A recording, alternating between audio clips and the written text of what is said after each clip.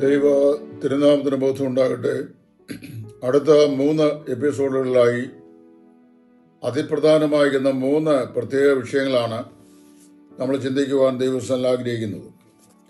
ദൈവിക നാമങ്ങൾ, ദൈവത്തിൻ്റെ പിതൃത്വം, അതുപോലെ ദൈവത്തിൻ്റെ നിശബ്ദത. അതിൽ ഈ 15ാമത്തെ എപ്പിസോഡിലെ പഠനത്തിൽ ഇപ്പോൾ നാം പഠിക്കാൻ ആഗ്രഹിക്കുന്നത് ദൈവിക നാമങ്ങളുടെ 1-ാം ഭാഗമാണ്. ദൈവത്തിന് പലവിധ പേരുകൾ വിശുദ്ധ ബൈബിളിൽ കൊടുത്തിട്ടുണ്ട്. ആ പേരുകൾ ഏതൊക്കെയാണെന്ന്, അത് ബൈബിളിൽ നൽകപ്പെട്ടുള്ള പേരുകൾ ഏതൊക്കെയാണെന്ന് നമ്മൾ ക്രമാനുഗതമായി അവയൊന്ന് അറേഞ്ച് ചെയ്ത് പഠിക്കാനാണ് ഇപ്പോൾ ആഗ്രഹിക്കുന്നത്. ഇതിനു മുമ്പുള്ള എപ്പിസോഡുകൾ ദൈവത്തിൻ്റെ അസ്തിത്വം, ദൈവത്തിൻ്റെ പ്രകൃതി ഇത്യാദി വിഷയങ്ങളെക്കുറിച്ച് വിശകലനം ചെയ്യുവാൻ ദൈവം നമ്മെ സഹായിച്ചു. എന്നാൽ ഈ എപ്പിസോഡിന്റെ ആദ്യ ഭാഗത്ത് ദൈവിക നാമങ്ങൾ എന്നുള്ള വിശിഷ്ടമായ വിഷയം നാം ഇപ്പോൾ കൈകാര്യം ചെയ്യാൻ പോവുകയാണ്. ദൈവിക നാമങ്ങൾ 3 നിലയിലാണ് വിശുദ്ധ വേദപുസ്തകത്തിൽ രേഖപ്പെട്ടിട്ടുള്ളതായി നമുക്ക് കാണുവാൻ സാധിക്കുന്നത്. ഒന്ന്, ദൈവത്തിന് പ്രഥമമായി കൊടുത്തിട്ടുള്ള പേരുകൾ, അതായത് ദൈവത്തെ ചൂണ്ടിക്കാണിക്കുവാൻ അല്ല മനസ്സിലാക്കി തരുവാൻ ദൈവത്തിന് പ്രധാനമായും കൊടുത്തിട്ടുള്ള പേരുകൾ. 2, ഏൽ എന്ന ശബ്ദത്തോട് ചേർന്ന് വരുന്ന ദൈവിക നാമങ്ങൾ, ഏൽ എന്ന ശബ്ദത്തോട് ചേർന്ന് വരുന്ന ദൈവിക നാമങ്ങൾ. 3, യഹോവ എന്ന നാമത്തോട് ചേർന്നുള്ള പദങ്ങൾ. നമ്മൾ ദൈവത്തെക്കുറിച്ച് പ്രഥമമായും പഠിക്കുമ്പോൾ പഴയ നിയമത്തിൽ യഹോവയായ ദൈവം എന്നുള്ള നിലയിലാണ് ദൈവത്തെ നമ്മൾ കാണുകയും പരിചയപ്പെടുകയും ചെയ്യുന്നത്. ഇതുകൂടാതെ ഏൽ എന്നുള്ള ആ പ്രീഫിക്സോടുകൂടി ദൈവത്തിന്റെ പേരുകൾ പറഞ്ഞിട്ടുണ്ട്. അവ ഏതൊക്കെയാണെന്ന് ഇതിന്റെ 2-ാം ഭാഗം പറയുമ്പോൾ വിശദമായി പറയുവാൻ ഞാൻ ആഗ്രഹിക്കുകയാണ്.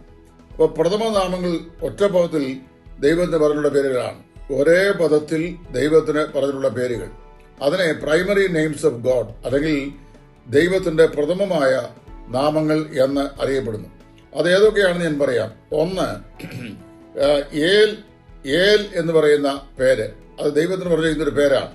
2, ഏല എന്ന് പറയുന്ന പേര്, അതും ദൈവത്തിന്റെ മറ്റു പേരാണ്. ഏലോഹേ, യഹോവ, അഡോൺ, അഡോണായി, ദൈവം, കർത്താവ്, ഇങ്ങനെയുള്ള പേരുകളെല്ലാം ദൈവത്തിന് പ്രഥമമായി നൽകിയിട്ടുള്ള നാമങ്ങളാണ്. ഞാൻ ഒന്നുകൂടെ പറയാം. ഏൽ എന്ന പേര്, ഏൽ, ഏല, ഏലോഹി, ഏൽ, ഏല, ഏലോഹി. യഹോവ, അഡോണ, അഡോൺ, അഡോണായി, യഹോവ, അഡോണ, അഡോൺ, അഡോണായി, ദൈവം, കർത്താവ്. ഈ പേരുകളെല്ലാം ദൈവത്തിന് നൽകിയിട്ടുള്ള പ്രൈമറി നെയിംസ് ആണ്. നമ്മൾ ഉൽപ്പത്തി പുസ്തകം പോലും ഇങ്ങോട്ട് പഠിക്കുമ്പോൾ ദൈവത്തിന് പ്രഥമമായി നൽകപ്പെട്ടുള്ള പേരുകളെ കുറിച്ച് ചിന്തിക്കുമ്പോൾ ആദ്യം നമുക്ക് കാണാൻ കഴിയുന്ന പേര് ഏൽ എന്നുള്ള ആ പേര് പ്രഥമ നാമത്തിൽ ഉൾപ്പെട്ടതായി കാണുന്നു. ഏലോഹി എന്ന പേര് കാണുന്നു. Elohi, in the beginning the Elohim God created the heavens and earth. ആദിയിൽ ഏലോഹീം എന്ന ദൈവം ആകാശവും ഭൂമിയും സൃഷ്ടിച്ചു. പിന്നെ യഹോവ എന്ന പേരിൽ തന്നെ പരിചയപ്പെടുത്തുന്നു. പിന്നെയാണ് അതിനുശേഷമാണ് അഡോണ, അഡോൺ, അഡോണായി, യഹോവ, കർത്താവ്, ദൈവം എന്ന പേരുകൾ വരുന്നത്. 2ാമത് വരുന്ന പേര് ഏൽ എന്നതിനോട് ചേർന്ന സംയുക്ത നാമങ്ങളാണ്. അതിനെ കോമ്പൗണ്ട് നെയിംസ് എന്ന് പറയും. സർവശക്തനായ ദൈവം. ഇപ്പൊ സർവശക്തനായ ദൈവം അബ്രഹാമിന് പ്രത്യക്ഷനായി. അബ്രഹാം അത്യുന്നതനായ ദൈവത്തോട് എന്ന് നമ്മൾ പറയുമ്പോൾ, ഈ മൽക്കീസദേക്കിനെ പറയുമ്പോൾ അവൻ അത്യുന്നതനായ ദൈവത്തിന്റെ മഹാപുരോഹിതൻ എന്നാണ് പറയുന്നത്. അപ്പോൾ സർവശക്തനായ ദൈവം, അത്യുന്നതനായ ദൈവം, നിത്യനായ ദൈവം എന്ന് ദൈവത്തിന്റെ നാമത്തെ വിശേഷിപ്പിച്ച് പറഞ്ഞിട്ടുള്ള സംയുക്ത നാമങ്ങളാണ് 2-ാം പാദത്തിൽ വരുന്ന ദൈവിക നാമങ്ങൾ. ഇനി 3ാമത് യഹോവ എന്നതിനോട് ചേർന്ന് വരുന്ന പേരുകൾ. അപ്പൊ ദൈവം ഈ ആദ്യം പറഞ്ഞ പ്രഥമ നാമങ്ങളുണ്ട്, സെക്കൻഡറി നെയിംസ് ഉണ്ട്. അത് ഏൽ എന്നതിനോട് ചേർന്ന് വരുന്ന നാമങ്ങളാണ്. 3ാമതായി പറയപ്പെടുന്നത് തൃതീയ നാമങ്ങൾ, അതായത് യഹോവ എന്ന പേരിനോട് ചേർന്ന് വരുന്ന നാമങ്ങൾ. കർത്താവായ ദൈവം അല്ലെങ്കിൽ കർത്താവായ ദൈവം, യഹോവയായ ദൈവം, നിത്യനായ ദൈവം മുതലായവ. കർത്താവായ ദൈവം, യഹോവയായ ദൈവം, നിത്യനായ ദൈവം. ഇങ്ങനെ വിവിധ നിലയിൽ, അതിപ്രധാനമായ നിലയിൽ 3 വിധത്തിലുള്ള പേരുകളാണ് വിശുദ്ധ വേദപുസ്തകത്തിൽ ദൈവത്തിന് നൽകപ്പെട്ടതായി നമ്മൾ കാണുന്നത്.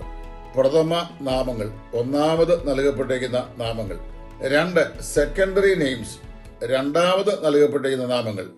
ഏൽ എന്ന പ്രീഫിക്സിനോട് ചേർന്ന് വരുന്ന ദൈവം, അവിടെയാണ് ഏൽ, ഏലോഹി, പിന്നെ ഏൽ അത്യുന്നതനായ ദൈവം, സർവശക്തനായ ദൈവം, നിത്യനായ ദൈവം, ഈ പദങ്ങളിലും വരുന്നത്. മൂന്നാമത്തെ പേരാണ് യഹോവ എന്നോട് ചേർന്ന് വരുന്നത്. കർത്താവായ ദൈവം, യഹോവയായ ദൈവം, നിത്യനായ ദൈവം. ഈ പഠനം നിങ്ങൾക്ക് അനുഗ്രഹമായി തീർന്നു ചിന്തിക്കുന്നു.